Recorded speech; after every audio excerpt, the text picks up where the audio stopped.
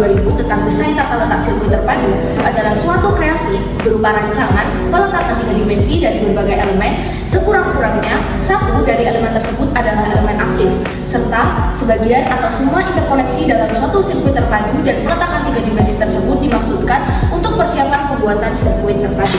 Sengketa DDLST ini bermula ketika pemegang hak atau penerima lisensi menemukan adanya dugaan pelanggaran terhadap hak pembuatan, penjualan, atau peredaran desain tata letak yang dilindungi tanpa izin. Pada tahap ini, pemegang hak melakukan identifikasi, verifikasi teknis, dan pengumpulan bukti berupa sertifikasi pendaftaran, dokumen lisensi, sampel produk, bukti transaksi, maupun keterangan ahli. Yang selanjutnya jalur mitigasi. Yang pertama, pendaftaran gugatan oleh negara akan melaksanakan 24 jam atau maksimal 2 hari. Kemudian penetapan harus didapat pada 20 hari setelah pendaftaran. Kemudian sidang pemeriksaan dimulai pada 60 hari sejak gugatan didaftarkan. Kemudian yang terakhir, putusan diucapkan paling lambat 90 hari dan dapat diperpanjang maksimal 30 hari atas persetujuan Mahkamah Agung. Kemudian penetapan sementara. Yang pertama, mencegah masuknya barang yang diduga melanggar dalam perdagangan. Yang kedua, menghentikan sementara peredaran barang. Yang ketiga, mengamankan barang bukti atau dokumen yang berkaitan dengan sementara. Selanjutnya terdapat upaya hukum. Terhadap putusan pengadilan niaga, para pihak tidak dapat mengajukan banding, tapi langsung dapat mengajukan kasasi ke Mahkamah Agung, yaitu paling lambat 14 hari setelah putusan.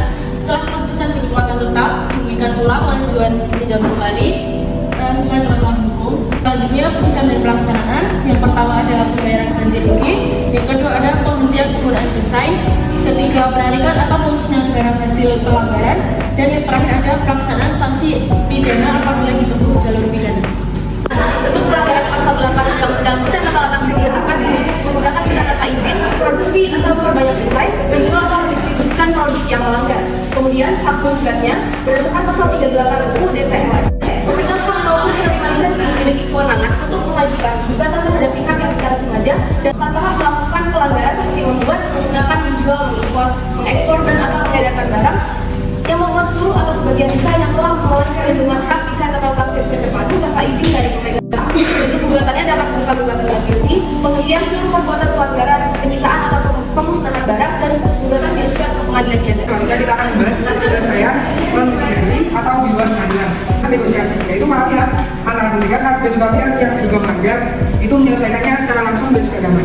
Ya, pada mediasi, yaitu melibatkan pihak ketiga secara netral untuk mencapai suatu kesepakatan antar pihak. Dan adalah arbitrase, yaitu melalui lembaga arbitrase atau arbiter untuk mendapatkan putusan yang bersifat final dan juga mengikat. Ya, apabila tidak terjadi kesepakatan, maka penyelesaian dapat dilakukan melalui proses pengadilan atau litigasi. Yang pertama, gugatan perdata di pengadilan niaga dapat berupa ganti rugi. Selanjutnya, gugatan pembatalan diajukan apabila desain tidak memenuhi syarat perlindungan seperti tidak orisinil dan sudah menjadi milik umum. Putusan yang kami ambil adalah putusan pada Pengadilan Negeri Jakarta Pusat nomor 47 garis miring perdata khusus garis data paten garis miring 2022 garis miring PN Niaga Jakarta Pusat tanggal 11 April 2023. Penggugat adalah Nokia Teknologi OY, perusahaan teknologi asal Finlandia. Sedangkan tergugat dalam kasus ini adalah PT Bright Mobile Telecommunication, Rakim Ponsel merek Oppo dan Realme di Indonesia. Objek sengketa adalah paten nomor IDP 00030332 yang berjudul metode dan peralatan untuk menyampaikan informasi konfigurasi antena melalui masjid. Duduk perkara dalam kasus ini adalah Nokia menggugat PT Bright Mobile Telecommunication karena memproduksi, menjual, dan atau menyediakan produk ponsel Oppo dan Realme yang diduga secara sengaja dan tanpa hak menggunakan teknologi yang dilindungi paten Nokia. Tuntutan pada kasus ini, Nokia meminta PT Bright Mobile memberikan aktivitas produksi atau penjualan dan membayar ganti material. Dan upaya non-litigasi yang sebelumnya diajukan sebelum masuk ke pengadilan adalah kedua pihak telah mencoba penyelesaian secara damai melalui negosiasi namun gagal mencapai kesepakatan. Dan pertama dari kasasi, gugatan Nokia Teknologi OY tidak dapat diterima. Putusan ini dikuatkan di tingkat kasasi melalui putusan MA nomor 1597 K garis miring PT Kediksus garis datar HKI garis miring 2022 yang menolak permohonan Nokia. Dengan pertimbangan hukum utama, gugatan dua pihak atau pluriunitis konsortium. Hakim menilai bahwa Guangdong Oppo Mobile Telecommunication Corp Ltd dan Realme Chongqing Mobile Telecommunication Corp Ltd selaku pemilik merek dan penerima lisensi paten seharusnya ikut ditangani sebagai pihak tergugat.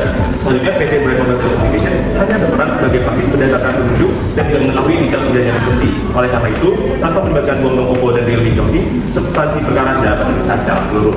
Demikian presentasi dari kami mengenai desain tata letak sirkuit terpadu. Terima kasih. Wassalamualaikum warahmatullahi wabarakatuh.